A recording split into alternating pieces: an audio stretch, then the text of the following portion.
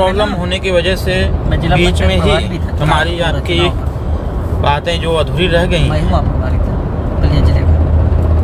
आज जनपद मऊ में चलिए ठीक, आजमगढ़ मंडल और वाराणसी मंडल के कार्यकर्ताओं को बुलाया गया है। जी हम बलिया आने वाले हैं बहुत जल्द। कार्यक्रम मऊ बैठक है प्रदेश की, ऑन द वे हैं, हम रास्ते में हैं। जी नमस्कार। कार्यक्रम में हम जरूर पहुंचेंगे।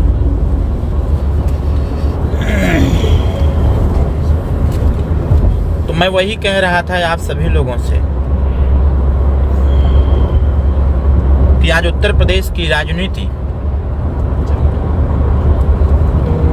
जिस विकास का ढिढोरा देश और प्रदेश की सरकार पीट रही है,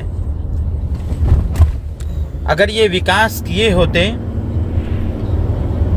समस्त गरीब जो वंचित वर्ग के लोग हैं, दलित हैं, पिछड़े हैं, अल्पसंख्यक हैं, बेरोजगार युवा हैं, पढ़े लिखे जो युवा हैं, महिलाएं हैं, बच्चियां हैं, गांव के जो गरीब वर्ग के लोग हैं, अगर इनके विषय में भारतीय जनता पार्टी के लोग सोचे होते तो आज जातिगत सम्मेलन कराने की कोई आवश्यकता नहीं होती।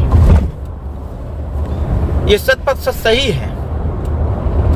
आप न्यूज चैनलों में भी देख रहे होंगे, न्यूज़पेपर में भी देख रहे होंगे, सोशल मीडिया पर भी देख रहे होंगे कि जो पूर्व में अभी कुछ दिन पहले जातियों को जहर समझते थे, जिस दलित, पिछड़े, वंचित, अल्पसंख्यक को भाजपा के वरिष्ठ विधायकों के द्वारा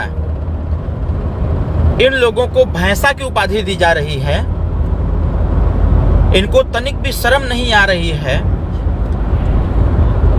कि जो वंचित, पिछड़ा, दलित, अल्पसंख्यक वर्ग के लोग हैं, जिनको भैंसा और भैंसे की उपाधि दी जा रही थी या दी गई है, इनसे किस मुंह से ये वोट मांगने का कार्य कर रहे हैं।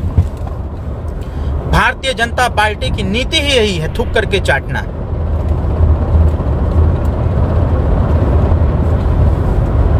ये बहुत ज्ञानी है, ज्ञान देते हैं हम लोगों को कि ओम प्रकाश राजभर जातिवाद की राजनीति करते हैं, जाति की राजनीति कर रहे हैं। तुम क्या कर रहे हो? लखनऊ के इंदिरा गांधी प्रतिष्ठान में 17 तारीख से लगातार प्रतिदिन जो जातियों का सम्मेलन कर रहे हो, तो क्या धर्म को बढ़ाने के लिए कर रहे हैं आप? अगर आप विकास किए होते, सभी लोगों का ध्यान दिए होते, सभी लोगों के बारे में सोचे होते, सबका भागीदारी सुनिश्चित आप किए होते, तो आपको जातिगत सम्मेलन करने की कोई आवश्यकता नहीं होती। ये जातिवाद का ज्ञान देने वाले लोग दुनिया के किसी कोने में हो, अगर तनिक भी शर्म बची हुई है और तनिक भी लाज है अगर बची हुई, तो आकर के लखनऊ में बैठ लो और बैठ करके देखो कि जो धर्म की बात करता था आज वो जाति की बात कर रहा है। लखनऊ में बैठ करके लखनऊ के इंदिरा गांधी प्रतिष्ठान में प्रतिदिन उन जातियों को समझाया जा रहा है, उन जातियों को बुला करके उनसे वोट का भीख मांगा जा रहा है। जरा करके देख लो कि आपके परम पूज्य महाराज जी, जिनको धर्म का प्रवचन देना चाहिए, जिनको भागीदारी का प्रवचन देना चाहिए, जिनको शिक्षा का प्रवचन देना चाहिए, जिनको सुरक्षा का प्रवचन देना चाहिए, जिनको धर्म के प्रति लोगों को जागरूक करना चाहिए, आज वो जाति की राजनीति करने पर विवश हैं। आज समाज कैसे एकजुट होगा, समाज कैसे अग्रसर होगा, समाज के अंदर से कैसे भूख, भय, भ्रष्टाचार का नाश होगा, कैसे ये समाप्त होगा, प्रदेश कैसे विकसित और विकासशील होगा, प्रदेश के नौजवानों को बेहतर शिक्षा कैसे मिलेगा, प्रदेश के नौजवानों को नौकरी कैसे मिलेगी, जो बेरोजगार नौजवान उत्तर प्रदेश में दर दर की ठोकरें खा रहे हैं, उनको रोजगार कैसे मिलेगा, इस पे हमारे प्रदेश के या देश के प्रधानमंत्री या प्रदेश के माननीय मुख्यमंत्री को तनिक भी चिंता नहीं है। चिंता किस बात की है? कहा जाता है आवश्यकता ही उत्पत्ति की जननी है। ये हम नहीं कहते, ये लोग कहते हैं। आज जातियों की आवश्यकता हमारे परम पूज्य महाराज योगी महाराज को पड़ गई है, इसलिए जाति सम्मेलन करा रहे हैं।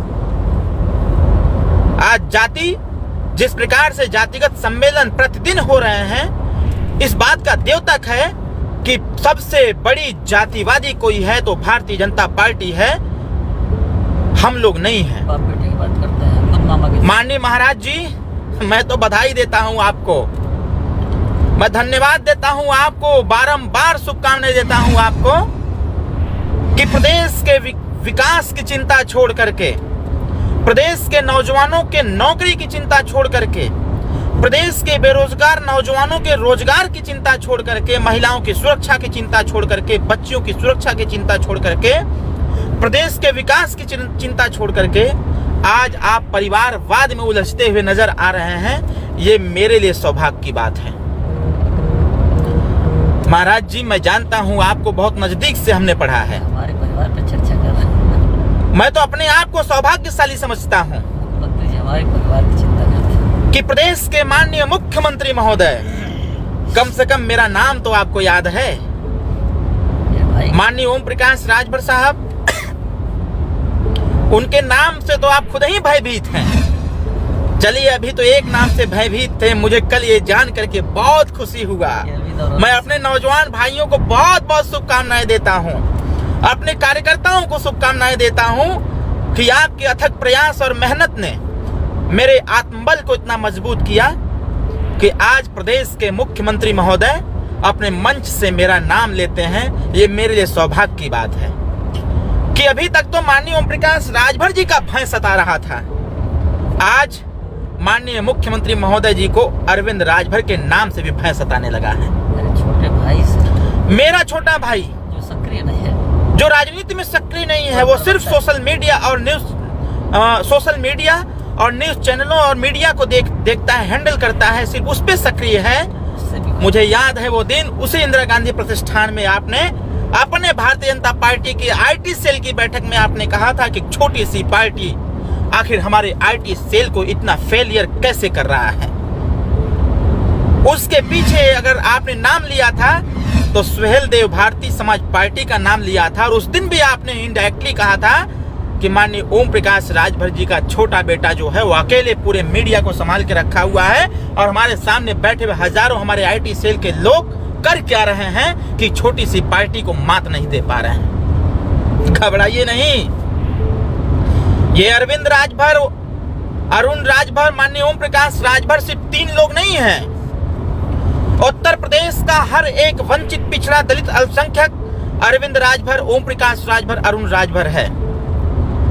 आपके हर प्रश्न का जवाब देना जानता है वो, खुद पर मामा की सीट पे और हम आपके व्यक्तिगत जीवन पर कभी टिप्पणी नहीं करना चाहते थे, लेकिन अब करना पड़ेगा। मैं कभी भी, क्योंकि मुझे वो दिन भी याद है जब 2009 का लोकसभा का चुनाव हो रहा था, मुझे दिन याद है।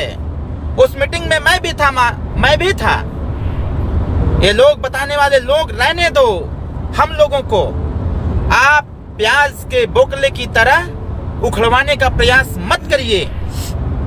ये वही महाराज जी हैं, जब गोरखपुर में लोकसभा का चुनाव चल रहा था तो उनके मंच पर मुख्य अतिथि के तौर पर माननीय ओम प्रकाश राजभर जी गए हुए थे, और माननीय महाराज जी उस कार्यक्रम की अध्यक्षता कर रहे थे। मुझे वो दिन अच्छी प्रकार से पता है, जब सुहेल देव भारतीय समाज पार्टी 2009 में माननीय शक्ति सिंह साहब के सहयोग से, माननीय डॉक्टर संतोष पांडे जी के सहयोग से, माननीय महेंद्र राजभर जी के सहयोग से, शालिक यादव जी के सहयोग से, डॉक्टर बलराज राजभर के सहयोग से, रजनी श्रीवास्तव जी के सहयोग से, फखरे आलम जी के सहयोग से, हमारे तमाम कार्यकर्ताओं के सहयोग से, राधे श्याम सिंह सैथवार के सहयोग से, विनोद राजभर के सहयोग से, पवन राजभर के सहयोग से, केशव राजभर के सहयोग से, जब घाघरा उस पार कविलास राजभर के सहयोग से, उमेश राजभर के सहयोग से, हमारे प्रफुल्ल चौबे के सहयोग से, हमारे निषाद साहब के सहयोग से, संपूर्ण समाज के सहयोग से, जब देवरिया से लेकर के श्रावस्ती तक का संगठन मजबूत किया गया, जो जहर इनके द्वारा पैदा किया गया था, हमारे राजभर समाज में जो डिवाइड एंड रूल की स्थिति बनाई गई थी, जब हमारे कार्यकर्ताओं ने घूम करके समाज को संगठित किया तो उनकी नींव हिल गई थी। और जब नींव हिल गई तो बनारस की धरती पर आकर के, मुझे याद है वो कचहरी का स्थान, माननीय महाराज जी ने नेताजी से मदद मांगने का कार्य किया था कि मेरी आप मदद करिए। और जब माननीय नेताजी ने एक वचन दिया था कि महाराज जी आप चलिए कार्यक्रम को ऑर्गेनाइज करिए, मैं आऊंगा वहां पर, और माननीय ओम प्रकाश राजभर जी 2009 के चुनाव में एज ए चीफ गेस्ट के तौर पर माननीय महाराज जी के कार्यक्रम में गए हुए थे। मुझे याद है स्वर्गीय है माननीय MLC सुदामा सिंह साहब, उन्होंने पैरवी किया हुआ था। उन्होंने पैरवी किया था कि महाराज जी को लोकसभा जीतना बहुत जरूरी है, और लोकसभा वो तब तक नहीं जीतेंगे जब तक माननीय ओम प्रकाश राजभर जी का सहयोग नहीं होगा। महाराज जी के एक निवेदन पर माननीय ओम प्रकाश राजभर साहब ने अपनी पूरी फौज लोकसभा गोरखपुर में लगा दिया था, और एज ए चीफ गेस्ट के तौर पर अध्यक्षता माननीय महाराज जी कर रहे थे। एज ए चीफ गेस्ट पर जाकर के माननीय नेताजी ने मन से कहने का कार्य किया था कि महाराज जी को आप लोकसभा का चुनाव जिताओ, जितने राजभर कैंडिडेट या गरीब परिवार के लोग हो सभी लोग महाराज जी के साथ कंधे से कंधा मिला के चलो। भूल गए क्या वो दिन भाई?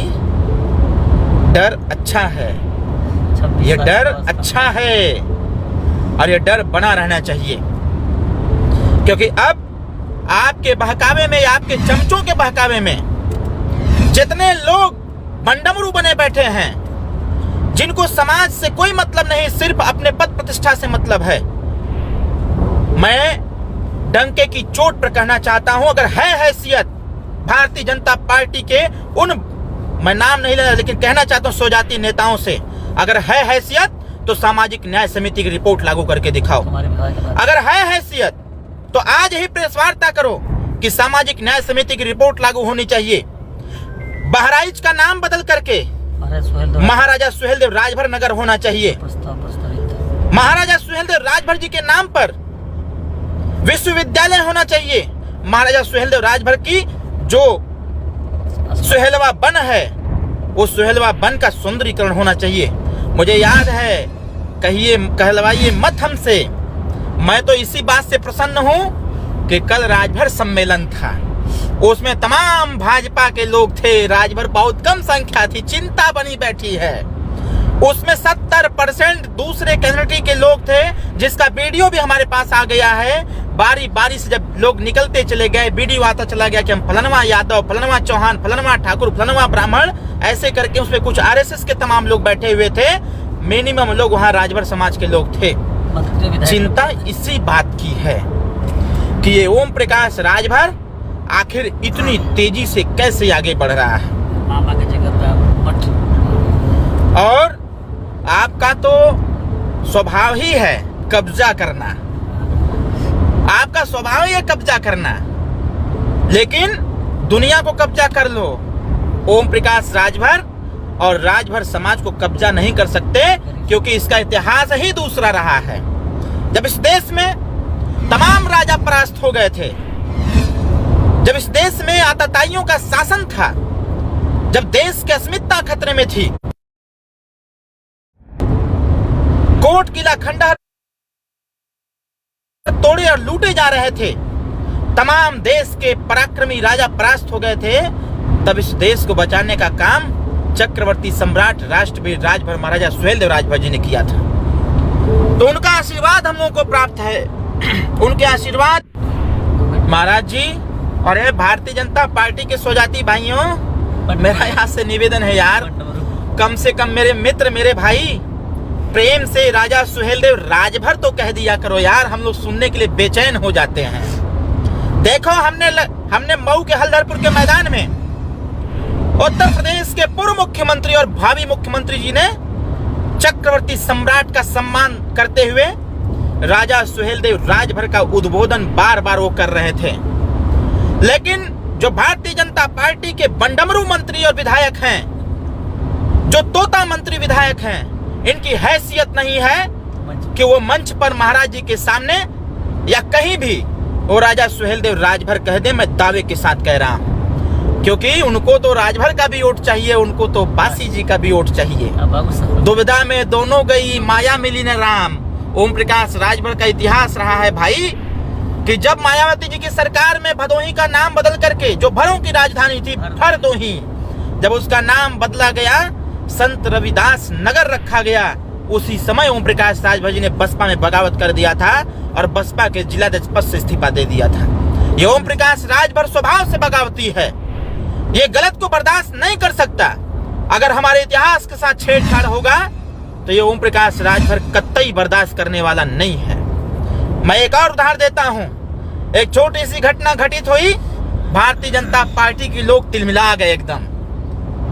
ओवैसी जी ने जब जाकर के बहराइच में गाजी मियां के दरबार में चादर चढ़ा दिया तो झूठी खबरें चलाने लगे कि ओम प्रकाश राजभर ने चादर चढ़ा दिया।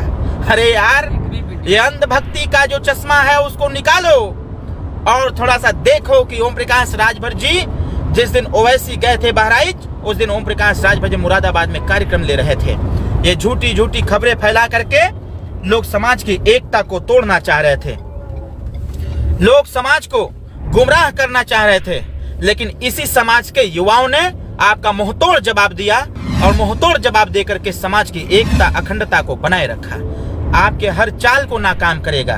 कल आपने कहा कि राजा सुहेलदेव राजभर का जब भव्य मंदिर के निर्माण का प्रस्ताव गया, सुहेलवा बन के सौंदर्यीकरण का प्रस्ताव गया, जब ओम प्रकाश राजभर जी ने पूर्व डीजीपी यशपाल सिंह जी के द्वारा जब पत्र आया, उसमें माननीय नेताजी कैबिनेट मंत्री थे उत्तर प्रदेश सरकार के, पूर्व डीजीपी यशपाल सिंह साहब के द्वारा जब एक पत्र दिया गया कि बहराइच राजा सुहेलदेव राजभर जी का इतिहास गौरवमयी रहा है और राजा सुहेलदेव राजभर जी के इतिहास को लेकर के, उनके विचार, उनके सिद्धांत को लेकर के ओम प्रकाश राजभर सदैव अग्रसर है, तो अपने इतिहास को जगाने के लिए, अपने इतिहास को सुरक्षित रखने के लिए यशपाल सिंह पूर्व डीजीपी महोदय जी ने एक पत्र जारी किया था माननीय ओम प्रकाश राजभर जी को। और उसी पत्र पर हम लोगों ने पत्र लिखा और 286 करोड़ रुपया राजा सुहेलदेव राजभर जी के भव्य मंदिर निर्माण और सुहेलवा वन, इसके साथ साथ राजा सुहेलदेव राजभर जी के द्वारा बनाए गए वो सारे कोट किला खंडहर के को संरक्षित करने के लिए 286 करोड़ रुपए का एस्टिमेट तैयार किया गया था। उसका पत्र हम लोगों के पास है, उसका पत्र हम लोगों के पास है। आपका काम ही है, भारतीय जनता पार्टी का काम ही है दूसरे के काम का फीता काटना। हमारे सहयोगी समाजवादी पार्टी की सरकार में उत्तर प्रदेश की जितनी भी व्यवस्थाएं उत्तर प्रदेश के विकास में लॉन्च किया गया था, आज उसी का फीता काटा जा रहा है। बैनर लगाया जा रहा है, बैनर लगा करके फीता काट दिया जा रहा है। जब बैनर हट रहा है तो पीछे कोई स्ट्रक्चर नहीं है, कोई ढांचा नहीं है। सपा की सरकार में जो स्ट्रक्चर तैयार किया गया है वही स्ट्रक्चर पड़ा हुआ है। भारतीय जनता पार्टी ने रेनोवेट नहीं किया है, कोई नया निर्माण नहीं हुआ है।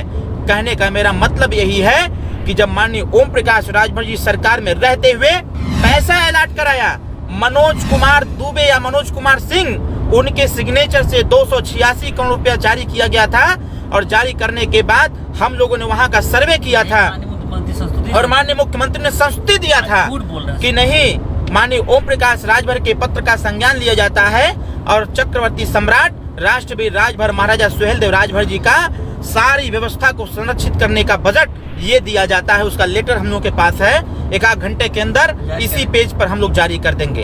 और आज माननीय मुख्यमंत्री महोदय, आप तो योगी हैं, महाराज हैं, आपसे अपेक्षा यह नहीं थी कि आप झूठ पर झूठ बोलेंगे। मैं तो दावे के साथ कह रहा हूं, अगर आपने सदन के अंदर, वो वीडियो यूट्यूब पर पड़ा हुआ है, अगर आपने सदन के अंदर राजा सुहेलदेव राजभर का जिक्र किया हुआ है तो हर मंच पर राजा सुहेलदेव राजभर कहने का हैसियत दिखाओ, हिम्मत दिखाओ, ताकि समाज भी दिग्भ्रमित न हो, समाज भी गुमराह में न आवे। नहीं तो अब आपके दिन सिर्फ 4 महीने बचे हुए हैं। 4 महीने में अभी तक आप कल कहें कि राजा सुहेलदेव राजभर जी के तमाम कोट किला खंडहर को संरक्षित करने के लिए काम चालू किया गया है। अरे क्या काम हो रहा है भाई, हम लोग भी जाकर के देख चुके हैं। सिर्फ मैप बना देना और कागजों पर संरक्षित कर देना ही नहीं होता है, जाकर के थोड़ा वहां पर काम चालू करवाओ। काम चालू करा करके अपनी सरकार में जब तक उसको डेवलप नहीं कर देंगे तब तक हम लोग ये समझेंगे कि आपने कुछ काम नहीं किया है। मुझे तो लगता है कि जब हमारी सरकार बनेगी, सपा भाजपा गठबंधन की सरकार बनेगी, भागीदारी मोर्चा की सरकार बनेगी, सरकार बनते ही अयोध्या में भी अगर अयोध्या की अस्मिता को बचाने का काम, अयोध्या को संरक्षित करने का काम, जैसा महाराज जी आपके ट्विटर हैंडल से कहा गया था कि देश के प्रदेश के लोगों को राजा सुहेलदेव राजभर के इतिहास से ज्ञान लेना चाहिए, सबसे बड़ा हिंदुत्व का पुजारी और सबसे बड़ा पराक्रमी कोई था तो राजा सुहेलदेव राजभर जी थे, सुहेलदेव जी थे। उसमें भी आपने राजभर नहीं जोड़ा, लेकिन हम लोगों ने आपको सलाह दिया था कि आप उसमें राजभर जोड़ने का कार्य करें। आपने ही कहा था कि अयोध्या नगरी को बचाने का काम राजा सुहेलदेव राजभर जी ने किया था, लेकिन आपने राजभर नहीं बोला था। आपके ट्विटर हैंडल पर हमने रिप्लाई दिया था कि महाराज जी कृपया आप अपने ट्विटर हैंडल से चक्रवर्ती सम्राट राष्ट्रवीर राजभर महाराजा सुहेलदेव राजभर लिखने का कार्य करें, तो आपका अभी तक कोई जवाब नहीं आया है। लेकिन मैं बताना चाहता हूं आपको, सरकार बनने दीजिए हम लोगों की। सरकार बनते ही अयोध्या में अगर भव्य भगवान राम का मंदिर बन सकता है, तो भगवान राम के कोट किला खंडहर को संरक्षित करने का काम अगर चक्रवर्ती सम्राट राष्ट्रवीर राजभर महाराजा सुहेलदेव राजभर जी ने किया था, तो उनका भी भव्य मूर्ति और भव्य मंदिर का निर्माण वहां पर होना चाहिए। ये हम लोगों की सरकार में होगा। राजा सुहेलदेव राजभर जी ने देश को बचाने का कार्य किया था।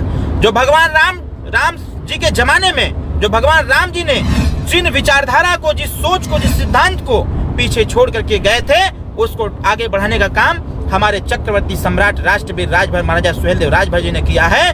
तो उनका भी भव्य मंदिर का निर्माण अयोध्या में होना चाहिए।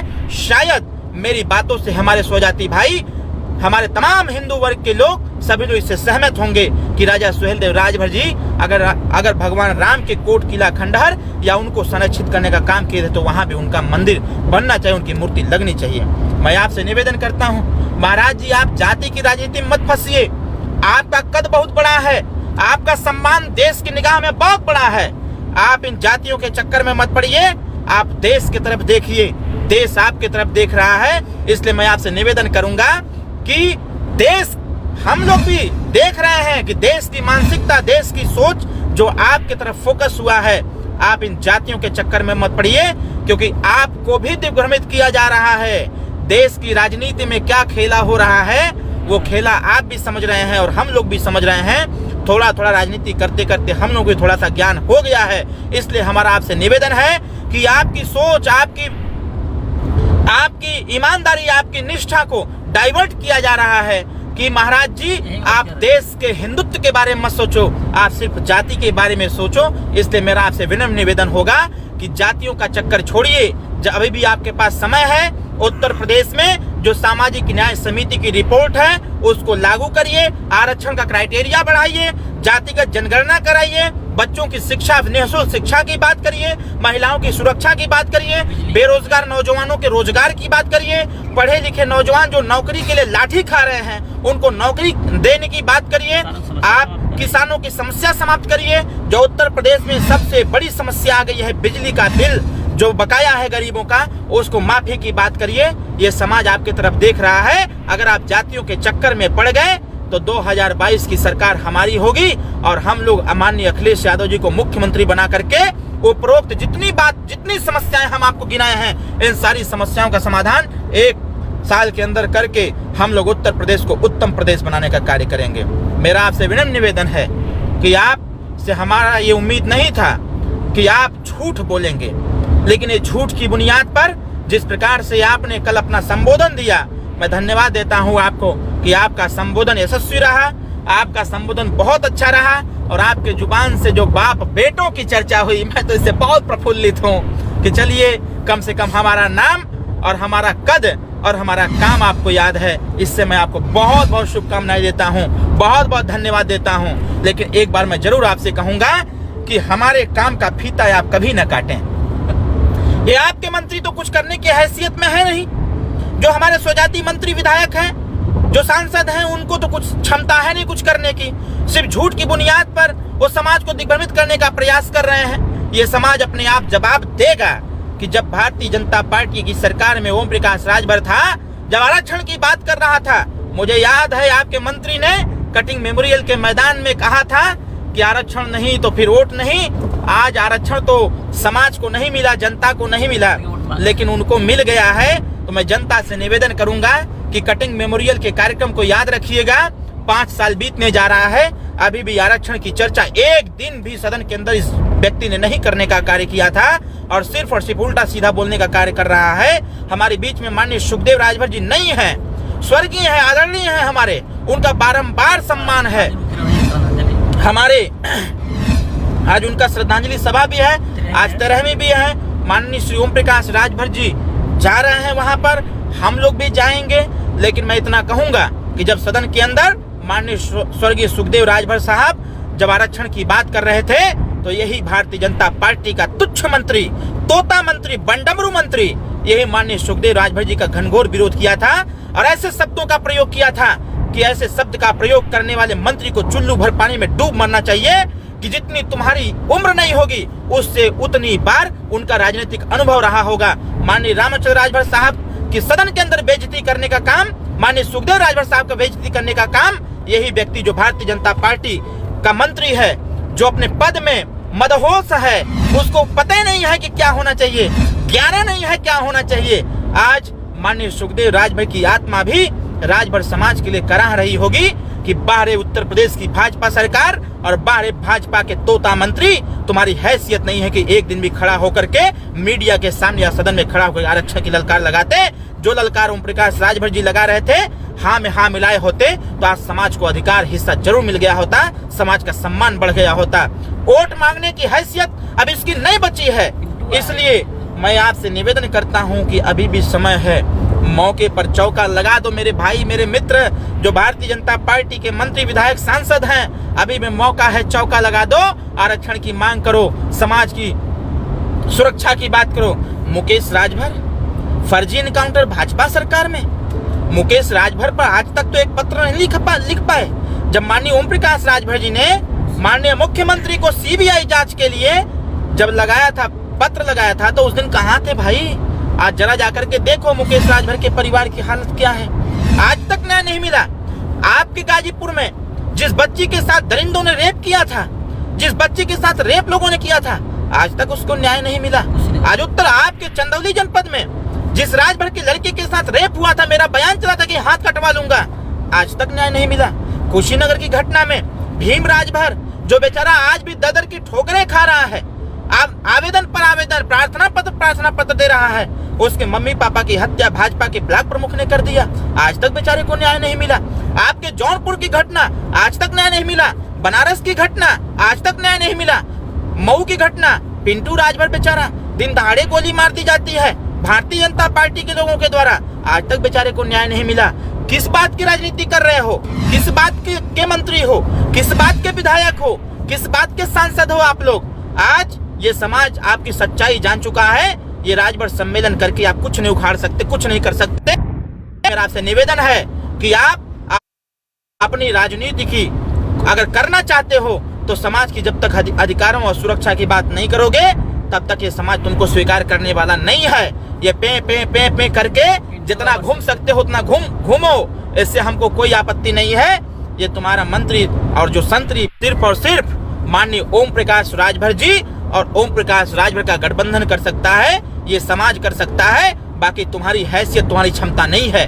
तुम्हारी क्षमता सिर्फ इतनी है, ऐसे लोग ये सिर्फ और सिर्फ गुलामी स्वीकार करते हैं। शेर के साथ रहा जाए, ओम प्रकाश राजभर के साथ रहा जाए, समाज का काम नहीं हुआ, लात मार दिया ऐसे कैबिनेट मंत्री पद को, लात मार दिया राज्य मंत्री पद को, और लात मार दिया ऐसे गठबंधन को कि तुम्हारे साथ रहने की कोई जरूरत नहीं है। अगर 18 साल रह करके समाज के साथ मैं समाज को इतना बड़ा सम्मान दिला सकता हूँ, इतना बड़ा पहचान दिला सकता हूँ, जो इतिहास है इतिहास को गौरवमय बना सकता हूँ, तो मुझे पूर्ण विश्वास है कि 2022 में ये समाज अग्रसर होगा, समाज की हर पीड़ा का समाधान होगा। क्योंकि हम युवा जाग चुके हैं, हमारे जैसे लाखों करोड़ों नौजवान आज माननीय ओम प्रकाश राजभर के चेहरे की तरफ देख रहे हैं, उनके संघर्ष से ज्ञान ले रहे हैं। इसलिए हमारा तमाम युवा समाज ओम प्रकाश राजभर जी के साथ है। हर वर्ग, हर वंचित वर्ग के लोग माननीय ओम प्रकाश राजभर जी के साथ हैं। तुम्हारे जातिगत सम्मेलन करने से ये समाज दिग्भ्रमित होने वाला नहीं है। और आप शर्म नहीं आती है, बयान देते हो कि ये रैली में आए हुए लोग गुंडा हैं, माफिया हैं। घबराओ नहीं, ये अगर गुंडा माफिया है, पूरा वंचित समाज, गरीब समाज, पिछड़ा समाज, अल्पसंख्यक दलित समाज गुंडा माफिया है, तो तुम्हारी क्षमता, तुम्हारी हैसियत समझा देगा। 2022 के चुनाव में शिवपुर विधानसभा आ रहा हूं मैं, शिवपुर विधानसभा आ रहा हूं मैं। देखता हूं जितना दम होगा तुम लगा लेना, और मैं भी देखता हूं कि कैसे इस बार तुम जीत पाते हो। मैं भी आ रहा हूं शिवपुर विधानसभा, उत्तर प्रदेश के हर विधानसभा में जाऊंगा और जाकर के अपने युवा साथियों को जगाऊंगा, बताऊंगा कैसे गद्दार, चापलूस और गुलाम नेताओं से सावधान रहने की आवश्यकता है। आप स्वतः नेता बनो और शेर की दहाड़ के साथ आगे बढ़ो और आगे बढ़ करके अपने समाज को सम्मान दिलाने का काम किया जाए, अपने समाज को अधिकार दिलाने का काम किया जाए, अपने समाज को विकसित और विकासशील बना करके उसको प्रगति के पथ पर लेके चला जाए। ऐसे गुलाम मंत्रियों की तरह सिर्फ जी हुजूरी करने का पर विवश न होया जाए। मेरा अभी भी सुझाव है, 4-5 महीने का समय बचा है भाई, कृपया आप आरक्षण की बात करो जो कटिंग मेमोरियल में आपने वादा किया था। कृपया जितने भी घटनाएं आपकी सरकार में हुई हैं, वो चाहे किसी भी जनपद की घटना हो, भीम राजभर के माता पिता को मार दिया गया, बेचारा अभागा हो गया है। आज छोटे छोटे बच्चे जिनके माँ बाप, मुकेश राजभर के माँ बाप पर क्या बीतती होगी, उसकी 5 बहनें हैं, उससे क्या बीत रही होगी। आज भी समय है, उन बच्चों, उन पीड़ित परिवार पर ध्यान दीजिए। अगर अब तक न्याय नहीं हो पाया है तो माननीय महाराज जी, मेरा आपसे विनम्र निवेदन है कि उस पे जांच बैठा करके जल्द से जल्द जो दोषी हैं उन पे कठोर से कठोर कार्रवाई करते हुए समाज को न्याय दिलाने का कार्य करिए। और जब भी आप राजा सुहेलदेव राजभर जी की चर्चा करिए तो मैं आपसे निवेदन करता हूं कि उनका पूरा नाम लिया करिए, चक्रवर्ती सम्राट राष्ट्रवीर राजभर महाराजा सुहेलदेव राजभर नाम लिया करिए। तब समाज कहेगा कि नहीं, आप राजभर समाज को सम्मान दे रहे हैं। राजभर शब्द न जोड़ करके आप पूरे समाज को कलंकित और अपमानित करने का कार्य करते हैं और इतिहास से छेड़छाड़ करने का कार्य करते हैं। मेरा आपसे निवेदन है कि जो भारतीय जनता पार्टी के लोगों ने सपना सजा रखा था, छटपटाहट तो होगी ही होगी, क्योंकि उनको पता है कि ओम प्रकाश राजभर जी अगर भाजपा से गठबंधन नहीं किए हैं तो कम से कम 150 सीटों का नुकसान उनको हो रहा है। इसीलिए छटपटाहट है। शुरू से लेकर के 20 तारीख से मैं लगातार वाच कर रहा हूं कि चाहे छोटा नेता हो चाहे बड़ा नेता हो, उनके शब्द में बदलाव आ गए हैं। उनके चाहे सुरेंद्र हो, चाहे वीरेंद्र हो, चाहे लखिंदर हो, चाहे महेंद्र हो, चाहे कोई हो, सबके माथे पर पसीना छूट गया है, चेहरे की रौनक खत्म हो गई है। जैसे होता है कि जब दिया को बुझना होता है तो बहुत फड़फड़ाता है, तो अब भारतीय जनता पार्टी रूपी दिया बूझने के कगार पर है। इसलिए उनको समझ में नहीं आ रहा है कि हम क्या बोलें, क्या ना बोलें, क्या कहें, क्या ना कहें। मैं माननीय महाराज जी, आपका पूरा आदर सम्मान है, हमारे हृदय में है, क्योंकि आपका सम्मान मैं सदैव करता था, आज भी कर रहा हूँ और सदैव करता रहूंगा। बस एक निवेदन है महाराज जी आपसे कि आप जाति की राजनीति में मत उलझे, वो हम लोग को करने दीजिए। वो हम लोग उस लायक हैं, हम लोग को करने दीजिए, क्योंकि हम लोग गरीब लोग हैं, छोटे लोग हैं, हम लोग वंचित लोग हैं, हम लोग को करने दीजिए। आप देश और धर्म की बात करिए, आपके जुबान से देश और धर्म की बात अच्छी लगती है, आपके जुबान से जाति की बात अच्छी नहीं लगती। ये हमारा थोड़ा सा एक छोटा सा कार्यकर्ता, अपना पुराना साथी और सहयोगी समझ करके हमारा सुझाव रख लीजिएगा। अपने जो तोता मंत्री विधायक सांसद हैं उनके बहकावे में मत आइएगा। आप बहुत अच्छे नेता हैं। माननीय हमारे पिताजी भी कहते हैं कि महाराज जी जैसा ईमानदार कोई व्यक्ति नहीं है, तो आपकी ईमानदारी को कलंकित कोई न करे। इसलिए जाति की राजनीति में आप न पड़े, आप देश और धर्म की राजनीति करें, क्योंकि आपको देश का बड़ा नेता बनना है। मेरी भी शुभकामनाएं हैं। बहुत बहुत धन्यवाद। अपने युवा साथियों से निवेदन करूंगा कि पूरी ताकत लगा के रखो मेरे भाई, पूरा तैयार है, एकदम रण का मैदान तैयार है। आप पूरी ताकत लगाओ, हम ताकत लगाते हैं। रण का मैदान जो 2022 के चुनाव का है पूरा तैयार है, स्ट्रक्चर तैयार है। 2-4-5 दिन में हर चीज पटल पर आ जाएगा। आप हमारे सोशल मीडिया पर एक कार्यक्रम का पूरा शेड्यूल, करीब 16-17 कार्यक्रमों का शेड्यूल चल रहा है। अभी वो प्रस्तावित सिर्फ प्रपोजल तैयार किया गया है, कुछ क्लर्किकल मिस्टेक की वजह से वायरल हो गया है। अभी सिर्फ और सिर्फ वो कार्यक्रम का शेड्यूल तैयार किया गया है। जैसे वो सारे कार्यक्रम प्रस्तावित हो जाएंगे, स्वीकृत हो जाएंगे, वो सारे कार्यक्रम हमारे इसी पेज पर आपको मिल जाएंगे। फिर भी जानकारी के लिए आपको बता देता हूं कि 14 तारीख को जनपद बस्ती में बहुत बड़ा महापंचायत है, 17 तारीख को कुशीनगर में बहुत बड़ा महापंचायत है, 27-26 तारीख को बनारस में बहुत बड़ा कार्यक्रम है, 27 तारीख को हरदोई के सैंडीला में बहुत बड़ा कार्यक्रम है। इससे छोटे छोटे कार्यक्रम हम लोग चलाएंगे। आप सभी लोग सक्रिय रहें, सोशल मीडिया पर सक्रिय रहें, व्हाट्सएप पर सक्रिय रहें। 2022 में सपा और भाजपा भागीदारी संकल्प मोर्चा की सरकार बनानी है। और सरकार बना करके संपूर्ण वंचित समाज को विकास के पथ पर अग्रसर करना है। मैं बारंबार आपको बधाई और धन्यवाद और शुभकामनाएं देते हुए इस संदेश को आगे बढ़ाने की अपील करते हुए हम बहुत बहुत धन्यवाद देते हैं आपको, मेरे मित्र, मेरे भाई, मेरे साथी। ऐसे ही अपना आशीर्वाद, कृपा दृष्टि आप बनाए रखें। वो दिन दूर नहीं होगा अगर 1009 साल पहले इस देश में राजभर समाज का शासन हुआ करता था। तो को दोहराता है समय, समय को दोहराता है, तो उसी प्रकार से सत्ता सत्ता को दोहराएगा।